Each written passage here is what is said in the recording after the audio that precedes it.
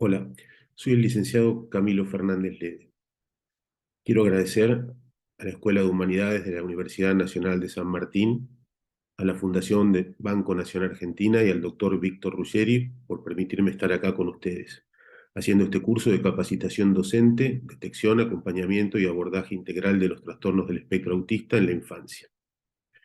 En el módulo 3, que es el módulo que a mí me toca, vamos a hablar de cómo acompañar niños y niñas con autismo en las escuelas, pautas para docentes. Este módulo está dividido en tres partes. La primera de ellas es la escuela como ambiente amigable para niños y niñas con TEA. Los estudiantes, al llegar a la escuela, traen un bagaje de actitudes, valores y creencias que son producto de la socialización previa recibida en la familia y en su entorno más próximo. Bernstein suele llamar esto como práctica pedagógica local. Este bagaje puede ser muy contrastante con la llamada práctica pedagógica oficial, que se genera por la institución educativa. Este encuentro genera un clima escolar específico sobre el que hay que comenzar a trabajar para crear condiciones óptimas para el aprendizaje. Este ambiente o clima escolar puede ser positivo, amigable, nutritivo, hostil, negativo y tóxico. Pero, a pesar de que se dé un clima u otro, debemos comenzar a crear condiciones para el aprendizaje. Y hay tres cosas que para mí son fundamentales: la anticipación, la flexibilidad y la creatividad. Y vamos a ir hablando un poquito de cada una de estas cosas en esta primera parte.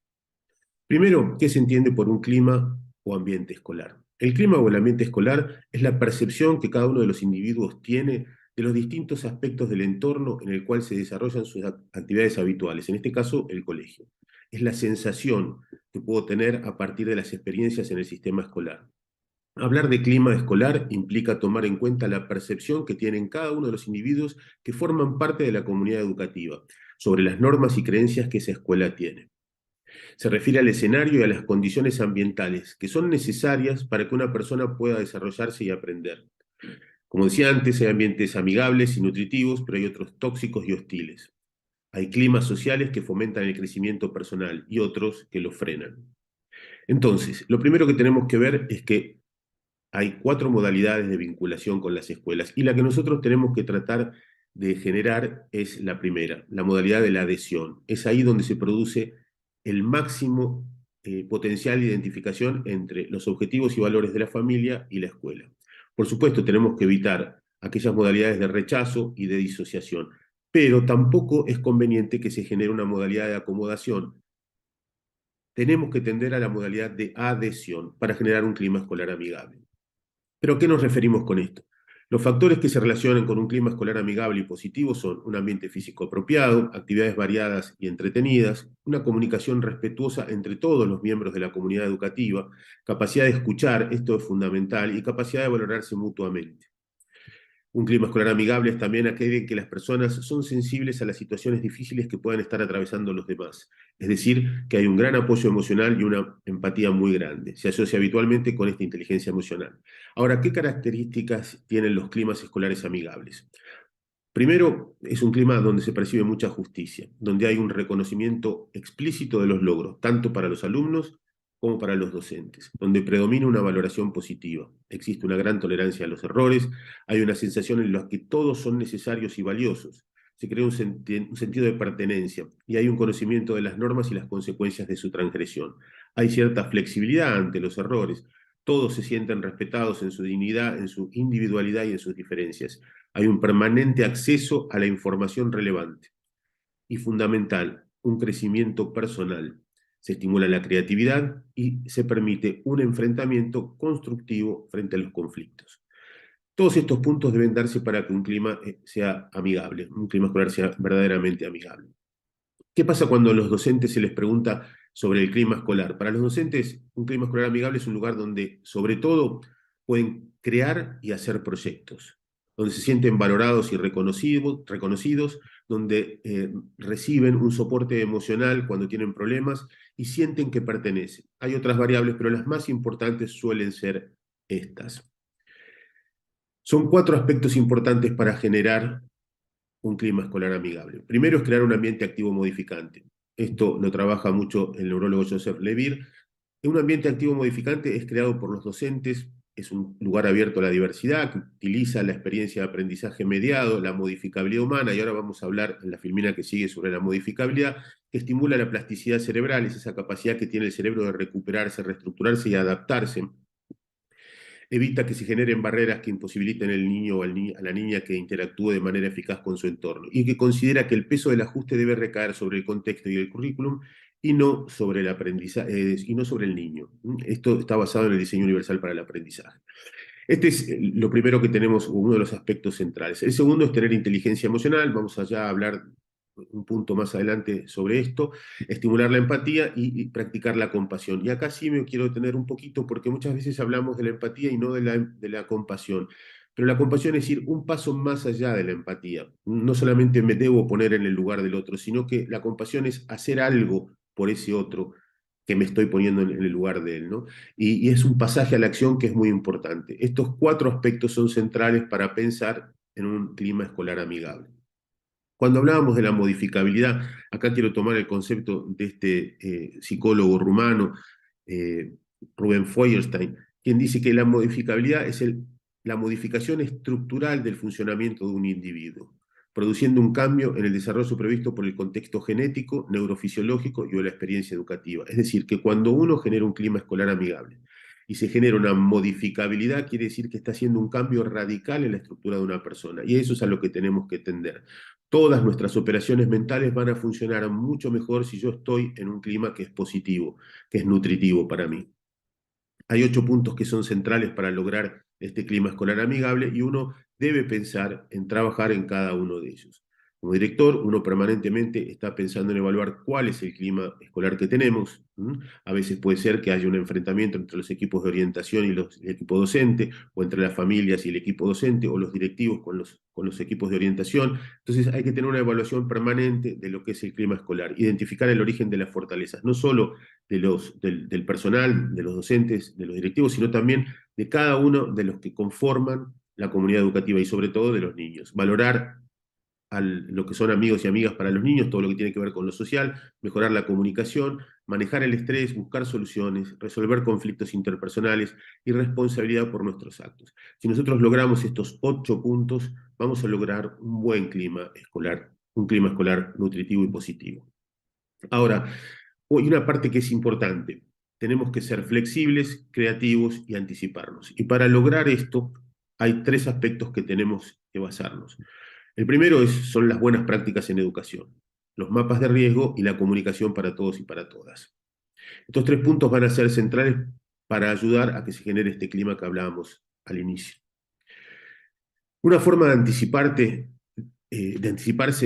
es estar atentos a la transición entre los distintos niveles. Y acá yo puse una serie de cuestiones que sería interesante que nos pudiésemos anticipar, pero en etapas muy marcadas o muy precisas. Por ejemplo, vamos al punto 2, que conozca al que será su nuevo maestro o profesor. Esto es importante prácticamente que se dé para un niño con autismo o una niña durante toda su escolaridad. Durante toda su escolaridad. Por supuesto que va a ser distinto el contacto que va a tener un niño que entra en sala de 2 o sala de 3 que el que entra en primero, segundo o tercer año del secundario. Pero es fundamental que conozca a los maestros y a los profesores que va a tener. Que pueda visitar el aula y el ambiente físico donde él va a estar o ella va a estar, también es importante, sobre todo a partir de sala de 4 en adelante, y ya no debería ser tan importante para el ciclo superior del secundario, pero fíjense que durante todo el estadio de primario sí va a ser significativo que esto suceda.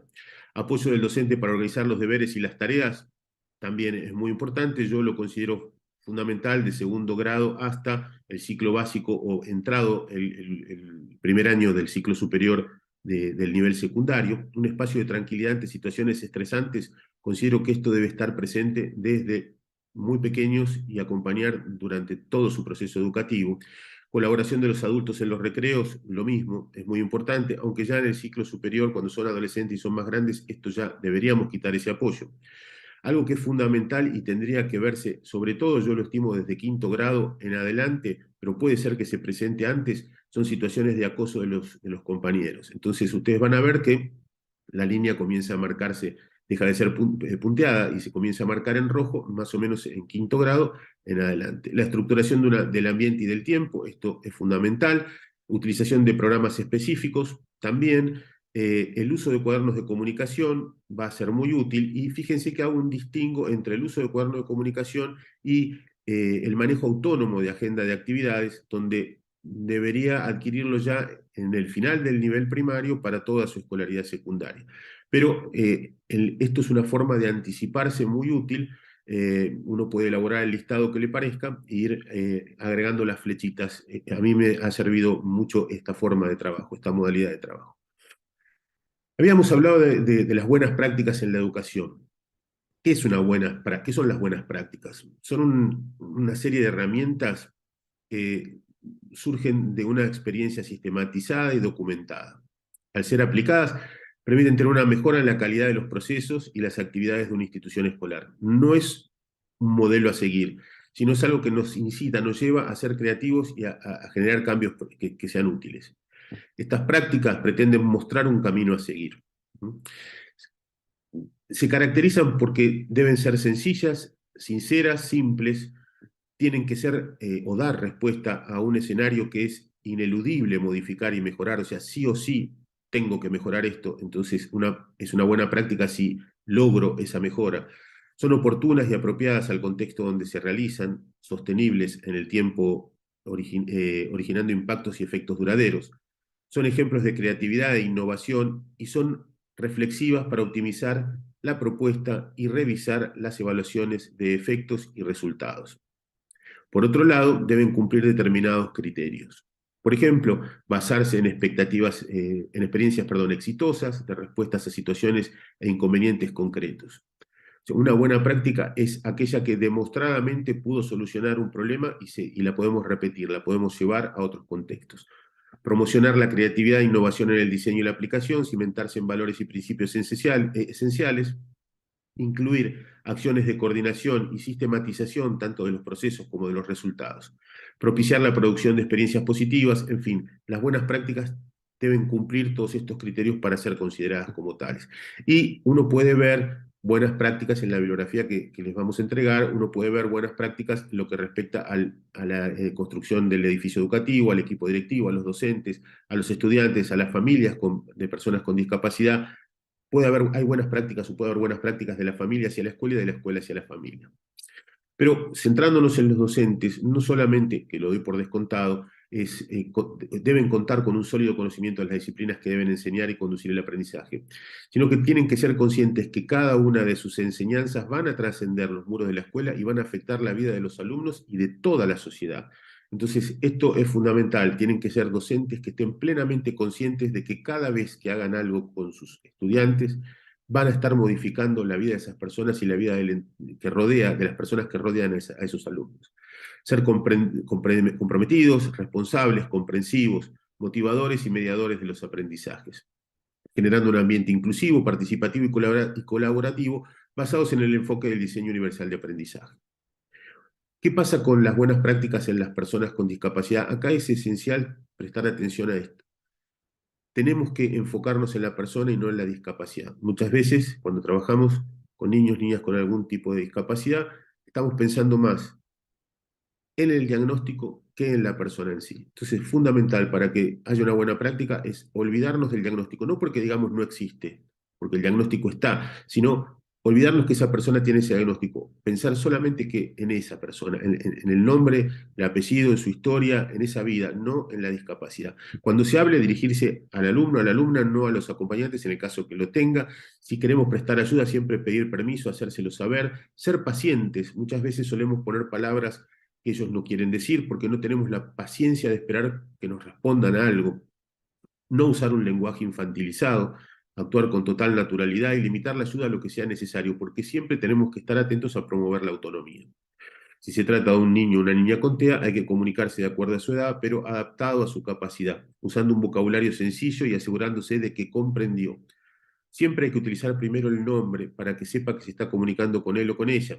Y la comunicación debe ser clara, sin ambigüedades, metáforas o analogías, ni dobles sentidos, porque son muy literales y si uno utiliza una metáfora o una analogía no la van a entender o van a entender mal.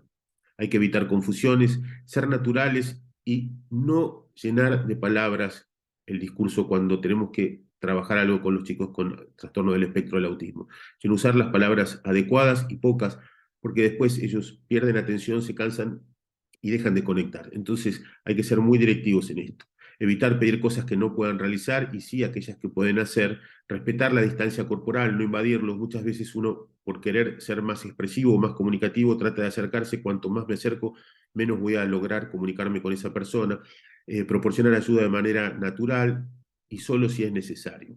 Y sí, es fundamental que siempre ayudarlos a leer el entorno, ¿sí? Ellos tienen que leer el entorno, lo que va pasando a su alrededor.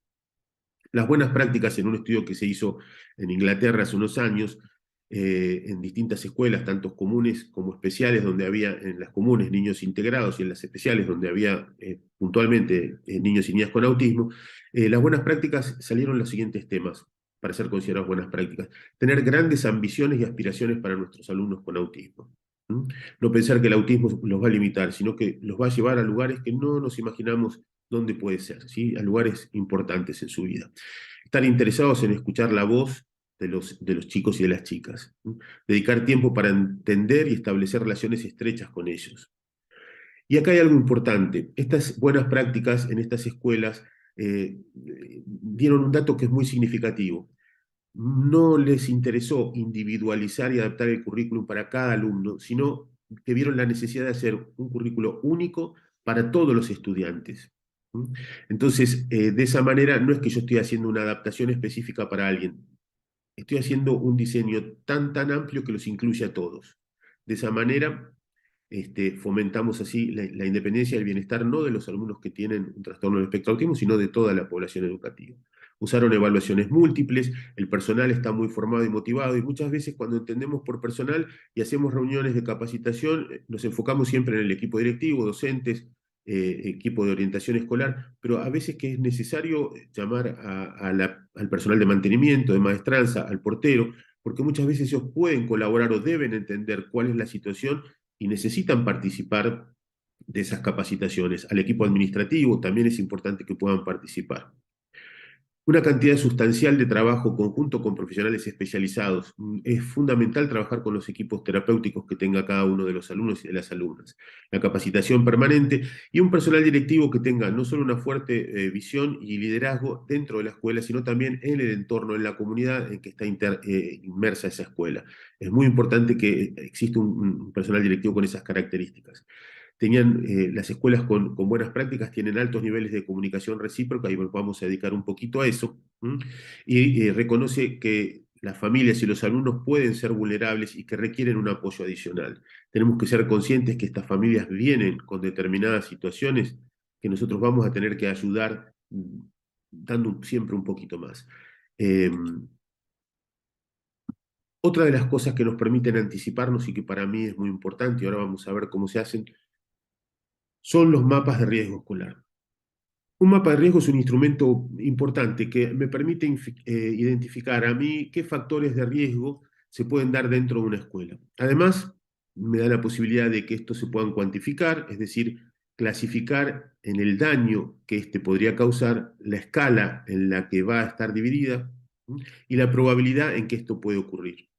Y esto es una forma buenísima para poder anticiparse a aquellos sucesos que no queremos que pasen dentro de la escuela.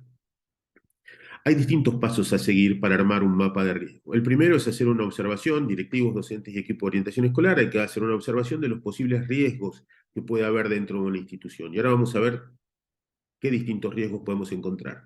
Plantear una serie de objetivos a corto, mediano y largo plazo con el fin de lograr acciones que mitiguen ese riesgo. El segundo punto es la formulación de factores críticos de éxito, o sea, qué necesito sí o sí para que ese riesgo no exista. Por ejemplo, para evitar riesgos de conflicto, de que dos alumnos se peleen en un recreo, sí o sí necesito que haya un docente que esté cuidando ese recreo. Ese es un factor crítico de éxito. Pero después, otra de las cosas que tenemos que plantear es el planteo de los mitigantes. ¿Qué es un mitigante? Son aquellas medidas que minimizan el riesgo o lo pueden llegar a anular, pero que no es un factor crítico. Por ejemplo, si además de tener un docente en el recreo que esté cuidando cómo socializan y juegan los chicos, si hay una cámara que permita que algún directivo esté observando qué es lo que pasa en los recreos, bueno, la cámara puede ser un mitigante, pero no es un factor crítico de éxito.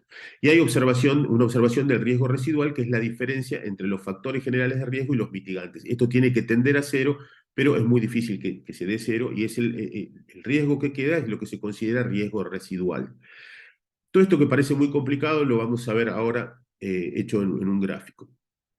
Para todo esto tenemos que entender dos conceptos que a mí me parecen importantes. Eh, el de accesibilidad física y el de accesibilidad cognitiva. En cuanto a la accesibilidad física, implica que las personas puedan desplazarse, moverse, llegar del sitio A al sitio B y ser fácil para ellos, tomar y manipular cómodamente objetos y herramientas. Eso es la accesibilidad física y va a requerir un mapa de riesgo específico.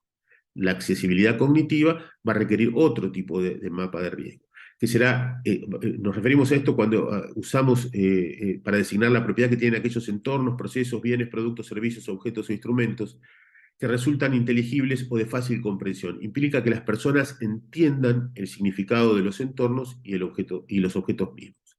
Acá vamos a ver algunos mapas. Este es un mapa de riesgo físico que yo suelo utilizar en una de las plantas de la escuela.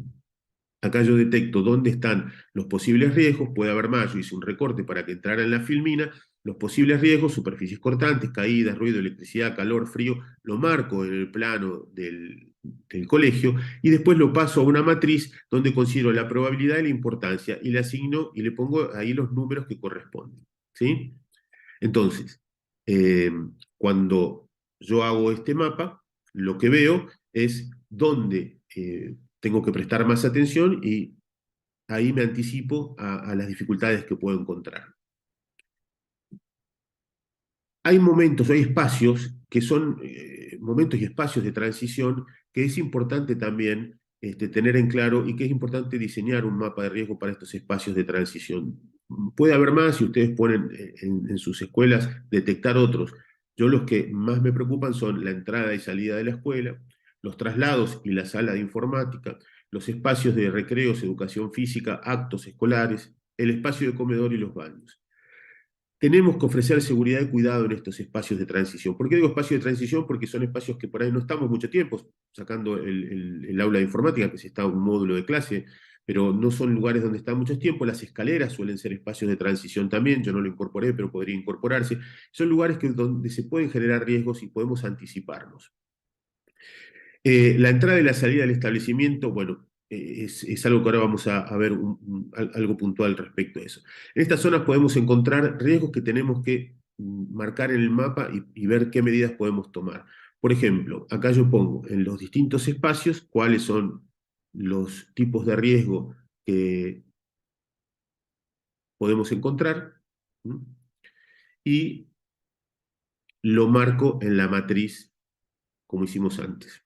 Esto me permite anticiparme y decir, bueno, tengo que tener cuidado en determinados espacios. Fíjense, donde puede ser una probabilidad constante y con una importancia muy alta es el punto 3 y 6, los recreos y las escaleras. En la institución donde yo estoy, estos espacios son para el tipo de riesgo, acoso y crisis o pelea, son los espacios donde más se suelen dar. Entonces, son los lugares donde yo ya sé que me tengo que adelantar y cuidar con mayor detenimiento. Hasta ahora vimos mapa de riesgo físico, mapa de riesgo en espacio de transición.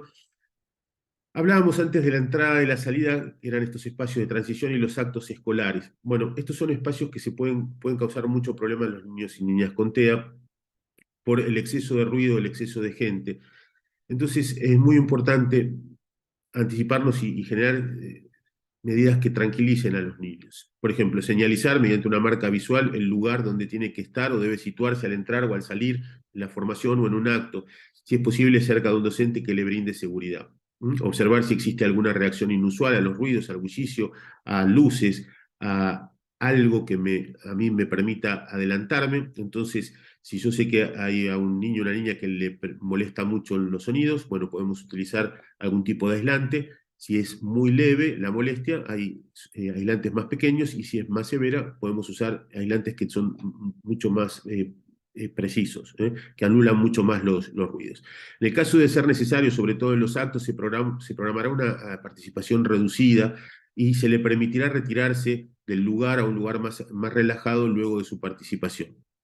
Todo esto es fundamental anticipárselo a las familias, porque muchos van a pensar, bueno, no estuvo en el acto, no participó. Nosotros tenemos que tener en claro que si ese niño, esa niña se pone muy ansioso por la luz, por los aplausos, por el bullicio, por la cantidad de gente, por los olores, por lo que fuera, Entonces tenemos que exponerlo la menor cantidad de tiempo posible a eso, y si lo adelantamos con la familia va a comprender, el niño va a estar bien y vamos a disfrutar todos de una buena entrada o salida del colegio y un buen acto escolar.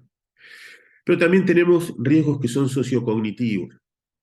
En este caso, hablamos de mapas de riesgo de este tipo cuando afecta lo que tiene que ver más con el trabajo áulico de la institución.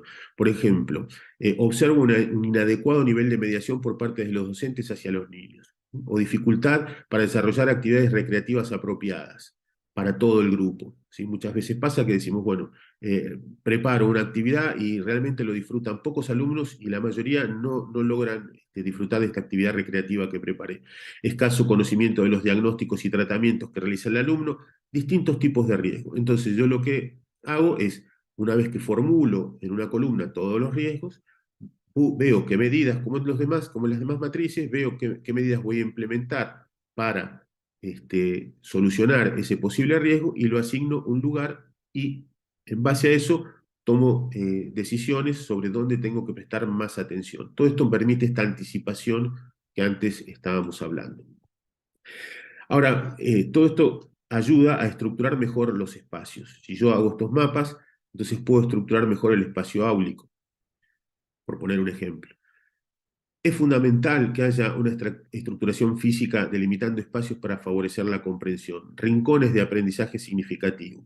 Esto que a veces se usa en jardín también puede seguir usándose no solo en los primeros grados del nivel primario, sino también en los últimos grados. Entornos predecibles, aprendizaje mediante rutinas, espacios limpios. Cuando hablamos de limpios es sin sobrecarga visual y auditiva. Y rincón de calma es fundamental. Esto en cuanto al aula. En cuanto a su mesa y su silla de referencia, hay que poner apoyos visuales, puede ser una fotografía o una marca con el que se identifique el niño para que sepa que ese es su lugar. De igual modo, marcar su percha. En muchas escuelas ya esto se puede usar, todo esto que estamos hablando es útil, no solo para el niño y la niña con TEA, sino para incluir a todos los chicos y para chicos neurotípicos también.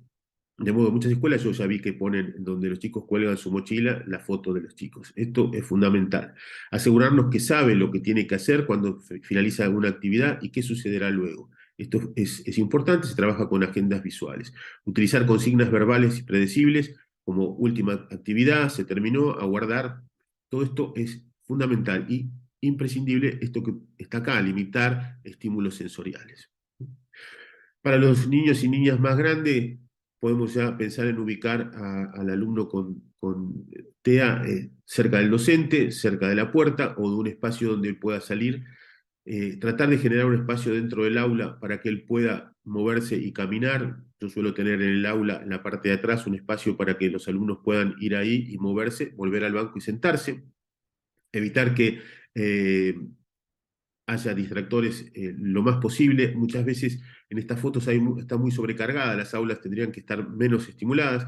Eh, Utilizar una cartelera con apoyos visuales. También es importante tener un reloj, que puede ser analógico o digital, depende con que manejen los alumnos y las alumnas, y es conveniente que este reloj esté acompañado de una agenda y de los horarios para que ellos sepan qué tienen que hacer en cada momento.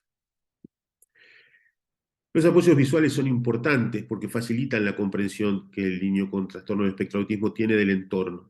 Le brinda seguridad, fomenta la autonomía, promueve la autorregulación, pero también es importante tener en claro que no podemos usar los mismos apoyos visuales para todos porque cada uno tiene ciertas particularidades, entonces vamos a tener que elegir. A lo mejor para un niño el símbolo del baño debe ser el papel higiénico o un dibujo del baño o la palabra baño o la foto del baño. Entonces, tenemos que ser muy específicos con el tipo de apoyo visual que vamos a utilizar. Otro de los puntos que era fundamental para lograr este clima escolar amigable es la comunicación institucional pensada para todos. Y esto aborda eh, diferentes planos de comunicación. La señalética, por ejemplo. Es importante que haya señales en toda la escuela, ¿sí? En la puerta de las oficinas, en los baños, donde está la escalera, el ascensor o los espacios que tengan, deben estar señalizados. y tienen que ser comprendidos por todos. Deben usarse materiales que no sean muy brillantes, resistentes. Digo muy brillantes porque a veces ese brillo puede llegar a traer complicaciones para que los alumnos o las alumnas lo puedan ver bien. Diseños homogéneos, pictogramas, imágenes claras, formatos alternativos, puede estar en varios formatos, puede estar en un pictograma y en braille, puede estar también en letras común, información de seguridad de orientación de evacuación, esto tiene que estar muy claro. Esta comunicación dentro de la escuela debe estar bien aceitada, bien marcada. Otra de las formas de comunicarse fundamental es mantener la cantidad de reuniones y entrevistas que sean posibles y que sean necesarias. Insisto, no solo con las familias de los niños y niñas que tengan TEA, lo ideal sería con todos, pero bueno, estamos hablando de estos chicos, mantener la mayor cantidad de reuniones posibles, no solo con las familias, sino con los terapeutas. Eh, Esto es fundamental, comunicación vía email, telefónica, tener una agenda diaria en la cual poder comunicarse fácilmente con los chicos, con la familia, mandar tareas y la familia esté al tanto de estas actividades, utilizar redes sociales también para bajar información general a toda la comunidad educativa. Todos estos medios de comunicación tienen que usarse mucho para evitar y poder anticiparnos cualquier posible riesgo y en el fondo, ¿qué es lo que estamos buscando? Generar este clima amigable. Cuando esta comunicación es fluida, tenemos que hablar docentes, familia, estudiantes, terapeutas, supervisores, todos tener muy en claro y estar muy comunicados respecto a qué sucede con el plan de estudios, cómo vamos, qué programas y actividades vamos a aplicar, qué se entiende por diseño universal, es muy importante si lo vamos a implementar, cómo lo vamos a implementar y que todos estén al tanto de qué significa, qué criterios de evaluación y promoción tenemos pensado, personalización de los recorridos escolares, lo más que se pueda, adaptaciones que puedan realizar y los apoyos que la escuela puede brindar para ese niño o niña. Esto tiene que tenerlo en claro todas estas personas para que se entienda bien qué estamos haciendo en la escuela y por los chicos y por las chicas. Una buena comunicación le permite al docente conocer al alumno con el objeto de tener una respuesta eficiente, conocer las dificultades que pueda tener en esta área, trabajar las conductas problemáticas, atender las necesidades emocionales, considerar la sensibilidad sensorial, generar un ambiente predecible y estructurado, brindar apoyo con material gráfico, utilizar herramientas tecnológicas que colaboren con el aprendizaje, generar un aprendizaje sin ensayo y error, y esto es importante. Cuando yo genero un aprendizaje con error, ensayo y error, si el alumno internaliza en su matriz de aprendizaje el error, va a repetir seguidamente esa modalidad. Entonces, lo mejor es evitar el ensayo y error, sino tratar de que los aprendizajes sean lo más eficaces posibles, generalizar y transferir los aprendizajes a distintos contextos. Un aprendizaje que sí que sirve y queda dentro del aula no es útil, o sea, la matemática útil es aquella que puedo trasladar a la vida, a cualquier espacio, organizar mejor tareas y actividades para el hogar, colaborar con otros profesionales. Vamos a tener que desarrollar estrategias adaptadas para cada estudiante, estructurando tiempos, tareas y el lenguaje, siempre generar expectativas realistas, identificar fortalezas, desarrollar la autoestima, empatizar, vincular con compañeros, reglas sociales y estilo comunicativo.